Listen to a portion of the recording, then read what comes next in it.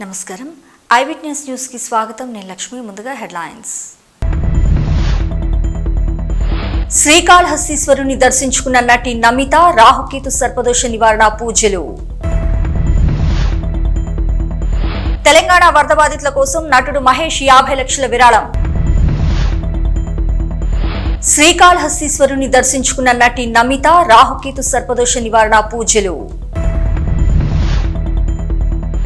తెలంగాణ వరద బాధితుల కోసం నటుడు మహేష్ 50 లక్షల విరాళం ముఖ్యమంత్రి రేవంత్ రెడ్డికి చెక్ అందజేసిన మహేష్ దంపతులు చంద్రబాబుపై నమ్మకం లేదు, కేంద్రమే విచారణ జరపాలి, కల్తీని ఈ అంశంపై మాజీ మంత్రి కాకాని. శ్రీకాళహస్తీశ్వరాలయాన్ని ప్రముఖ నటి నమిత దర్శించుకున్నారు. కుటుంబ సమేతంగా విచ్చేసిన ఆమె ముక్కంటి ఆలయాన్ని దర్శించుకున్నారు. ఆలయంలో సహస్రలింగం వద్ద ఆమె రాహుకేతు సర్పదోష నివారణ పూజలను ఘనంగా చేశారు. అనంతరం స్వామి అమ్మవార్లను దర్శించుకున్నారు. దర్శనానంతరం గురు దక్షిణామూర్తి సన్నిధిలో వేద పండితులు వేద ఆశీర్వచనం అందించి తీర్థప్రసాదాలు అందజేశారు.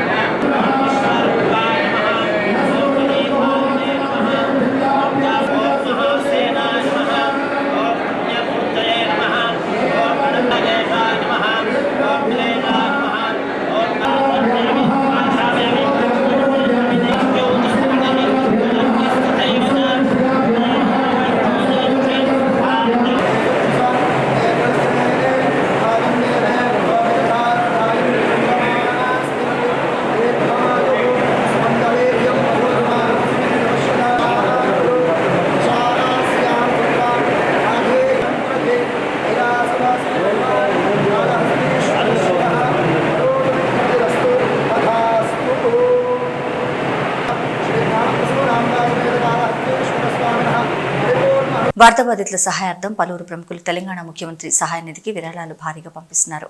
ఇప్పటికే చిరంజీవి, బాలకృష్ణ, విశ్వక్ సేన్, సాయిధరం తేజ్ సహా పలువురు నటులు సీఎం సహాయ నిధికి తమ వంతు సాయం అందించిన విషయం తెలిసిందే.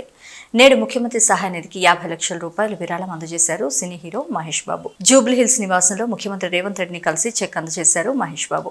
మహేష్ బాబు వెంట అతని భార్య నమ్రత కూడా ఉన్నారు. అలాగే తన ఏఎంబీ తరపున మరొక 10 లక్షల రూపాయల విరాళం అందజేశారు మహేష్ బాబు. ముంబై నటి జత్వానీని శారీరకంగా, మానసికంగా హింసించి తన పలుకుబడితో ఆమెను నానా ఇబ్బందులకు గురి చేసిన కుక్కల విద్యాసాగర్ను పోలీసులు ఎట్టకేలకు అదుపులోకి తీసుకున్నారు. డెహ్రాడూన్ నుంచి రైల్లో అర్ధరాత్రి విజయవాడలోని ఇబ్రహీంపట్నం పిఎస్కు తరలించారు. అనంతరం విజయవాడ ప్రభుత్వ హాస్పిటల్లో విద్యాసాగర్కు వైద్య పరీక్షలు నిర్వహించారు.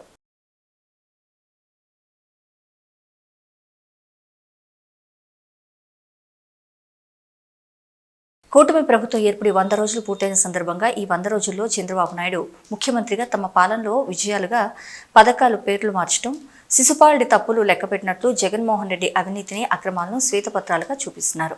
వైఎస్ఆర్ విగ్రహాలను ఎక్కడికక్కడ తొలగించారు.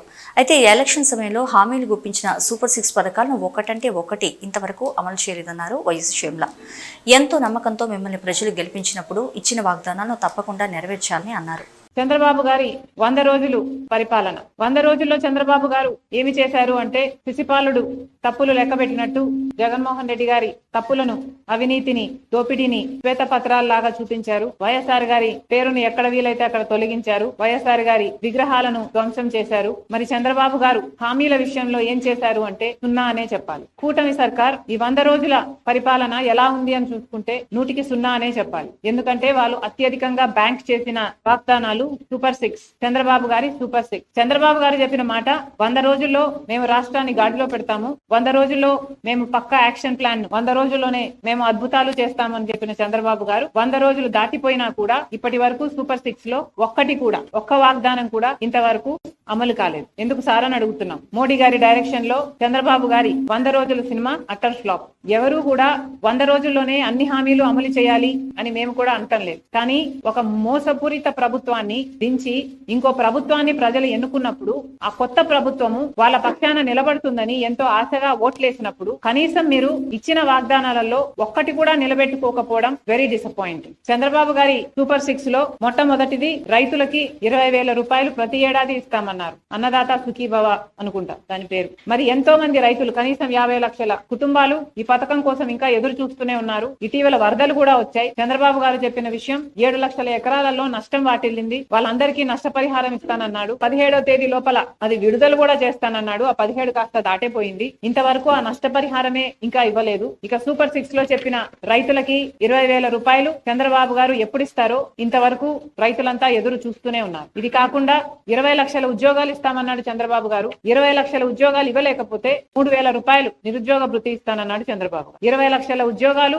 4 లక్షల చొప్పున 5 సంవత్సరాలలో పూర్తి చేస్తానన్నాడు చంద్రబాబు గారు. అంటే ఈ సంవత్సరం 4 లక్షల ఉద్యోగాలు చూపించాల్సింది చంద్రబాబు గారు. కానీ ఇచ్చింది 16,000 ఉద్యోగాలకు మాత్రమే. మిగతా ఉద్యోగాలు ఎలా ఇస్తున్నారు, దాని ప్రణాళిక ఏమిటి? కోచింగ్ల కోసం తయారయ్యే బిడ్డలు ఎంతో మంది ఉన్నారు. లక్షలలో ఈ బిడ్డలంతా ఎదురు చూస్తున్నారు వాళ్ళకు ఉద్యోగాలు వస్తాయి అని. లేకపోతే ఉద్యోగాలు రాకపోతే కనీసం 3,000 రూపాయలు నిరుద్యోగ భృతి మీరు ఇస్తామన్నారు. అది ఎప్పుడు ఇస్తారో దాని కార్యాచరణ ఏది ప్రకటించలేదు. మీరు గత టర్మ్ చూసి తీసుకున్న 2014లో చంద్రబాబు గారు ముఖ్యమంత్రి అయినప్పుడు 2,000 రూపాయలు నిరుద్యోగ భృతి అని అప్పుడు కూడా చెప్పారు. కానీ అది గాలి కొట్టుకోపోయింది. ఈసారి కూడా నిరుద్యోగ భృతి 3,000 రూపాయలని మీరు మేనిఫెస్టోలో చెప్పారు. ఇది కూడా కొట్టుకోబోతుందో ఏమో అని మా ఆందోళన. ఇది కాకుండా తల్లికి వందనం అనే స్కీమ్ కింద ప్రతి బిడ్డకు, తల్లికి ఎంతమంది బిడ్డలు ఉంటే అంతమంది బిడ్డలకు, చంద్రబాబు గారి మాటల్లో చెప్పాలంటే ఒకరైతే ఒకరికి, ఇద్దరైతే ఇద్దరికి, ముగ్గురైతే ముగ్గురికి, నలుగురైతే ఏకంగా 60,000 రూపాయలు అని చెప్పారు చంద్రబాబు. తల్లికి వందనం పథకం ఏమైంది? తల్లికి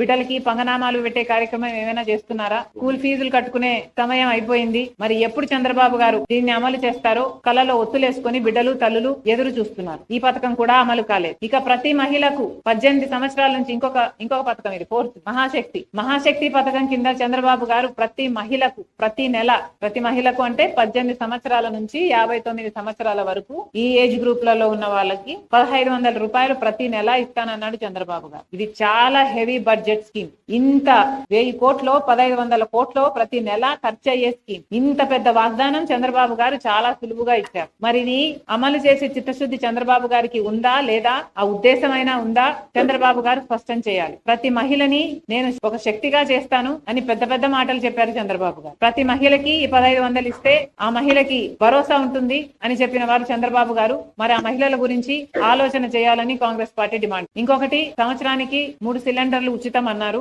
ఇప్పుడేమో దీపావళి అంటున్నారు. మొన్న కూడా ఇలాగే ఇంకొక పథకం, బస్సు ఉచితం అన్న పథకం ఇండిపెండెన్స్ డే కన్నారు. ఇండిపెండెన్స్ డే దాటిపోయింది. పక్క రాష్ట్రం తెలంగాణలో, కర్ణాటకలో వాగ్దానం చేసింది కాంగ్రెస్ పార్టీ. ఉచిత బస్సు వాగ్దానం నిలబెట్టుకుంది. మరి అక్కడ రోజుల్లోనే, వారం గడవక ముందే పక్క రాష్ట్రంలో అమలు చేయగలిగినప్పుడు మరి చంద్రబాబు గారికి ఇక్కడ ఇంత చిన్న స్కీము, ఒక 250 కోట్లు చేస్తుందేమో ఇది, ఇంత చిన్న స్కీము అమలు చేయడానికి కూడా 100 రోజులు సరిపోలేదు చంద్రబాబు గారు. ఒక మహిళ బస్సు ఎక్కితే ఆ బస్సు ఎక్కిన మహిళకు ఉచితం ఇవ్వడానికి ఇబ్బంది ఏమిటో, దీనికి ప్రణాళిక ఏమిటో మాకైతే అర్థం కావటం లేదు. కొత్త బస్సులు వేస్తారు అంటే మహిళా బస్సు అని సపరేట్ గా పెడతారా? ఏమిటి మీ ఉద్దేశం? ఎక్కిన వాళ్ళకు ఉచితం ఇస్తామన్నారు, ఉచితం ఇయ్యొచ్చు కదా. ఎందుకంటే ఇది మహిళల భద్రతకు సంబంధించిన విషయం. పక్క రాష్ట్రంలో ఇంతకు ముందు 35 లక్షల మంది మహిళలు బస్సు ఎక్కుతుంటే ఈ పథకం వచ్చిన తర్వాత 50 లక్షల మందికి అది పెరిగింది. అంటే ఎంత మహిళలు వాళ్ళ భద్రత ఉంది కాబట్టే ఈ మార్గాన్ని ఎంచుకుంటున్నారు అంటే ప్రభుత్వం ఆలోచన చేయాలి. ఇది మంచి పథకం కాదు కాబట్టే మహిళల కోసం కాంగ్రెస్ పార్టీ డిమాండ్ చేస్తున్నాం. ఈ మధ్య చంద్రబాబు గారు చెప్తున్న విషయం, ఏ పథకం అమలు కాలేదు అని చెప్పినా కూడా చంద్రబాబు గారు డబ్బులు లేవు, రాష్ట్రం పరిస్థితి బాగలేదు అని తరచూ వింటున్నాం. కానీ చంద్రబాబు గారు, మీకు తెలుసు రాష్ట్రం పరిస్థితి ఎన్నికలప్పుడే మీకు మీకు తెలుసు. 11 లక్షల కోట్ల రూపాయలు మన రాష్ట్రానికి అప్పులు ఆ రోజే ఉన్నాయని మీకు తెలుసు. అయినా మీరు గాడిలో పెడతామన్నారు, మీరు అమలు చేస్తామన్నారు, మీకు అన్ని తెలిసి వాగ్దానాలు ఇచ్చారు. కాబట్టి మీ వాగ్దానాల కోసం అవి ఫుల్ఫిల్ చేస్తారని ప్రజలందరూ ఎదురు చూస్తున్నారు. నిన్న చంద్రబాబు గారు ఒక మీటింగ్ పెట్టారట ఎమ్మెల్యేలతో. 100 రోజుల పాలనపై 100 విజయాలు అంటూ ఒక కరపత్రం రిలీజ్ చేశారట. వీటిలో కొన్ని అంశాలు ఇది వింటే ఎవరికైనా నవ్వొచ్చేయి. చంద్రబాబు గారి విజయాలు: హామీలు ఇవ్వడం 100 రోజుల విజయమట. చేసిన పర్యటనలు కూడా 100 రోజుల విజయమట. వరద సహాయం కింద ఇచ్చిన 25 కేజీల బియ్యం 100 రోజుల విజయమట. బుడమేరు గన్లు పూడ్చడం 100 రోజుల విజయమట. అమరావతికి 15,000 కోట్లు గ్యారంటీ రుణాలలో ₹1 రాకపోయినా ఇది 100 రోజుల విజయమేనట. అవును, ఇచ్చిన బియ్యం కూడా దొడ్డు బియ్యం. అక్కడ కూడా చాలా మంది చెప్పారు మనకి. నారా లోకేష్ గారికి కాలేజీలో సీటు కావాలని మెసేజ్ చేస్తే అది కూడా 100 రోజుల విజయమేనట. ప్రజా దర్బార్ లో ప్రజల నుండి అర్జీలు స్వీకరించడం కూడా 100 రోజుల విజయమేనట. చంద్రబాబు గారు 10 రోజులు కలెక్టర్ ఆఫీస్ లో నిద్రిస్తే అది 100 రోజుల విజయమేనట. సౌదీ అరేబియా నుంచి ఒక తెలుగు కుటుంబాన్ని తిరిగి స్వస్థలానికి రప్పిస్తే అది 100 రోజుల విజయమేనట. విశాఖ స్టీల్ లో కేంద్ర మంత్రి పర్యటిస్తే అది కూడా 100 రోజుల విజయమేనట. గత ప్రభుత్వం అమలు చేసిన పథకాల పేర్లు మార్చడం కూడా 100 రోజుల విజయమేనట. చంద్రబాబు గారికి నేను గుర్తు చేయాల్సిన అవసరం లేదనుకుంటా. ముఖ్యమంత్రిగా చంద్రబాబు గారికి ఎన్నో బాధ్యతలు. ఆ బాధ్యతలన్నీ మీరు విజయాలనుకుంటే మేము చెప్పగలిగింది ఏమీ లేదు. భక్తుల మనోభావాలు దెబ్బతినేలా చంద్రబాబు నాయుడు తిరుపతి లడ్డుపై వ్యాఖ్యలు చేశారని, తమ ప్రభుత్వ హయాంలో కల్తీ నెయ్యిని వినియోగించినట్లు చంద్రబాబు నాయుడు ఆరోపించడంతో జగన్మోహన్ రెడ్డి తిరుమల పవిత్రతను కాపాడండి అని ప్రధానికి లేఖ రాస్తే టీడీపీ నాయకులు భుజాలు తడుముకుంటున్నారంటూ పేర్కొన్నారు కాకాని గోవర్ధన్ రెడ్డి. 100 రోజుల పాలనలో ప్రజలకు చేసింది ఏమీ లేకనే డైవర్షన్ పాలిటిక్స్ చేస్తున్నారని మండిపడ్డారు. మాజీ మంత్రి కాకాని గోవర్ధన్ రెడ్డి కల్తీ నెయ్యి ఆరోపణలపై నిష్పక్షపాతంగా విచారణ జరపాలంటే కేంద్రం జోక్యం చేసుకుని విచారణ జరపాలంటే కోరారు. భారత్ వెంకటేశ్వర స్వామి దేవస్థానం మీద అనేక రకాలైనటువంటి వివాదాలు ఈరోజు కమ్ముకోవడం అనేటువంటిది ఇది భక్తుల మనోభావాలకు సంబంధించి ఈరోజు పాపం గాయపడ్డాయి. చాలామంది తీవ్రమైనటువంటి ఆవేదన కలత చెందేటువంటి మనం చూస్తే రాష్ట్రానికి ముఖ్యమంత్రి అయినటువంటి చంద్రబాబు నాయుడు గారు 100 రోజులు పరిపాలించిన తర్వాత సాధారణంగా ఈ 100 రోజుల అది చెప్పుకోలేక 100 రోజులకు సంబంధించి శాసనసభ్యులందరితో సమావేశం ఏర్పాటు చేసి మనం ఈ 100 రోజుల లోపల ఏమి చేశామో చెప్పుకోలేకపోతున్నాం కాము అని చెప్పానని దానిలో భాగంగానే ఆయన అక్కడ మాట్లాడడం, ఆ తర్వాత జరిగినటువంటి పరిణామాలన్నీ రావడం జరిగింది. నిన్న జగన్మోహన్ రెడ్డి గారు హిందూ సమాజానికి సంబంధించి వెంకటేశ్వర భక్తులకు సంబంధించినటువంటి అతి ప్రధానమైనటువంటి సమస్య కాబట్టి దీనిలో వాస్తవాలు నిగ్గు తేల్చడానికి మీరు రంగంలోకి దిగి వాస్తవాలు ప్రజలకు తెలియజెప్పండి, ఎక్కడా దెబ్బతినకుండా వైభవాన్ని కొనసాగించండి అని చెప్పి ఒక లేఖ రాశాడు. చంద్రబాబు నాయుడు ప్రధానమంత్రికి జగన్మోహన్ రెడ్డి గారికి లేఖ రాస్తే కళ్ళు తాగినటువంటి 3 రోజులు గడిచిపోయేటప్పటికీ అతి సామాన్యుడు కూడా ఓహో ఇది జరగలేదు, ఇది వాస్తవం కాదు, చంద్రబాబు నాయుడు కేవలం రాజకీయ కుట్ర కోణంలో దీన్ని చూడడానికి బాబు నాయుడు తాను సృష్టించుకున్నటువంటి సుడిగుండంలో తానే ఇరుక్కున్నట్టుగా తానే విలవెల్లాడినట్టుగా పరిస్థితి ఏర్పడింది. కాబట్టి ఈరోజు చంద్రబాబు నాయుడు దానిలో నుంచి బయటకు రావడానికి రకరకాలైనటువంటి ప్రయత్నాలు, ఆ ఫ్రస్ట్రేషన్లో మాట్లాడేటువంటి పరిస్థితి ఏర్పడింది. ఈరోజు దేవుడికి సంబంధించినటువంటి దాంట్లో ఏది చేయించాలన్నా ఒక భక్తుడుగా నేను కూడా వాటిని ఏమి తప్పు పట్టను, కానీ జరగరాంది ఏదో జరిగింది అనే వాటి మీద విచారణ నిష్పక్షపాతంగా ఎప్పుడు జరుగుతుంది? ఎందుకు ఆ మాట చెప్తున్నావు? నీ నోటి గుండా చేశాడు అటువంటి మాటలు మాట్లాడేటువంటి నువ్వు ఇది నిష్పక్షపాతంగా విచారణ జరగాలి అంటే నీ ఆధ్వర్యంలో నీ ఆధీనంలో జరగడం శ్రేయస్కరం. పక్షపాతంగా దీని మీద దర్యాప్తు జరగాలి అంటే ఏదైనా కేంద్ర ప్రభుత్వ ఆధీనంలో ఉండేటువంటి స్వయం ప్రతిపత్తి కలిగినటువంటి సంస్థ ద్వారా, సిబిఐ లాంటిదో అలాంటి దాని ద్వారా లేదా అనేటువంటి వాస్తవాలు వెలుగులోకి చూస్తాయి. ఆ విధంగా కాకుండా ఏ విధంగా అయితే తిరుమల తిరుపతి దేవస్థానం ఈవుగా ఉన్నటువంటి శ్యామలరావుని కీలుబొమ్మలాగా నీ చేతిలో పెట్టుకుని వాడిస్తూ రోజుకొక మాటతో దర్యాప్తు చేసి ఆ దర్యాప్తు ద్వారా నువ్వు లేనిపోయినటువంటి నీ అబద్ధాలు నీ నోటుకుండా వచ్చేటువంటి మాటల్ని అధికారుల నోటుకుండా చెప్పించి నిజం చేయాలనేటువంటి ఒక దుర్మార్గమైనటువంటి ప్రక్రియ. ఒక మాట మాట్లాడావు, అనిమల్ ఫ్యాట్ ఉందని చెప్పి మాట్లాడావు. ఈవో గారు ఏం చెప్పాడు? దాంట్లో వెజిటబుల్ ఫ్యాట్ ఉన్నట్టుగా కనుక్కున్నాం, డాల్డా వనస్పతిలో ఉండేటువంటి విధంగా ఉన్నాయి అని చెప్పి లేనటువంటి అబద్ధాన్ని నిజం చేసేటువంటి ప్రయత్నం చేస్తే, మరలా నువ్వు బలవంతం చేస్తే ఏ నోటుకుండా అయితే ఈవో అనేటువంటి వ్యక్తి ఈరోజు ఏమని ఇదంతా వెజిటబుల్ ఫ్యాట్ అన్నటువంటి మాట్లాడినటువంటి ఆ వ్యక్తి చేత మరలా ఎనిమల్ ఫ్యాట్ అని చెప్పి మాట్లాడించి ఈరోజు మా దగ్గర ఆధారాలు అన్నీ ఉన్నాయి. ఎవరు ఇస్తాం 2014 నుంచి 19 మధ్య ఏం జరిగింది, 2019 24 తర్వాత ఏం జరిగింది, మరలా నువ్వు ముఖ్యమంత్రి అయిన తర్వాత ఎవరెవరు ఎంతెంత నెయ్యి ఏ స్థాయిలో తిరుమల తిరుపతి దేవస్థానానికి పంపించారో చంద్రబాబు నాయుడు మర్చిపోయినాడేమో అల్జీమర్స్తో చంద్రబాబు నాయుడు కూడా ఒక కాపీ కావాలంటే పంపిస్తాం. ఎందుకంటే చంద్రబాబు నాయుడికి ఇతర ప్రభుత్వాల మీద ఆరోపణలు తప్ప తన ప్రభుత్వం చేసినటువంటి దోషాలు ఎప్పుడూ కనిపించేటువంటి పరిస్థితి ఉండదు. కాబట్టి జూన్ మొదటి వారంలో వాళ్ళకి సంబంధించినటువంటి దాంట్లో మొదలు పెట్టిందని మేము చెప్పడం కాదు, సాక్షాత్తు చంద్రబాబు నోటుకుండా చంద్రబాబు నాయుడే చెప్పాడు. జూన్ మొదటి వారంలో అని చెప్తే ఈ వ్యవహారం అంతా జూలైలో కనిపెట్టారు. ఈరోజు తిరుమలకి సంబంధించి ఒక ల్యాబ్ ఉందా లేదా, ఆ ల్యాబ్లో టెస్టులు చేస్తామా లేదా, నెయ్యి మీద 2015వ సంవత్సరంలో నెయ్యి గురించి ఆరోపణలు వచ్చాయి. బహుశా చాలామంది పత్రికల్లో కూడా వచ్చాయి, ప్రధానమైనటువంటి పత్రికలు కూడా రాశాయి. ఆ రోజు టీటీడీ ల్యాబ్లోనే మేము 3 టెస్టులు చేస్తాం. రోజు చేసిన తర్వాత దీంట్లో అడల్టరేషన్ ఉందా లేదా, కల్తీ జరిగిందా లేదా అనేటువంటిది నిర్ధారించుకున్న తర్వాతనే ఆ వాహనం పోర్టుకు వెళ్తుంది. తిరుపతిలో అసలు ల్యాబ్లే లేవన్నట్టుగా మాట్లాడుతున్నాం. ఆ రోజు నువ్వు అధికారం ఉన్నప్పుడు మీ అధికారులు చెప్పినటువంటి దానికి భిన్నంగా ఈరోజు నువ్వు మాట్లాడుతున్నావంటేనే నీకు దురుద్దేశం ఉంది అని చెప్పని స్పష్టంగా అర్థమైపోయింది. ప్రభుత్వ భూముల్లో నిర్మించిన అక్రమ కట్టడాలను కూల్చివేసిన హైడ్రా అధికారులు సంగారెడ్డి జిల్లా అమీన్పూర్ మున్సిపల్ పరిధిలోని కృష్ణారెడ్డిపేటలోని 12, 164, 208 సర్వే నంబర్లోని ప్రభుత్వ భూముల్లో నిర్మించిన అక్రమ నిర్మాణాలను కూల్చివేశారు. పటేల్గూడ గ్రామానికి చెందిన పట్టా నెంబర్ 6 పేరుతో కృష్ణారెడ్డి గ్రామం ప్రభుత్వ సర్వే నంబర్ 12లో నిర్మించిన అక్రమ నిర్మాణాలను కూల్చివేశారు హైడ్రా అధికారులు. అలాగే సర్వే నంబర్ 164లో ప్రభుత్వ భూమిలో నిర్మించిన 3 భారీ భవనాలు కూడా హైడ్రా అధికారులు కూల్చివేశారు.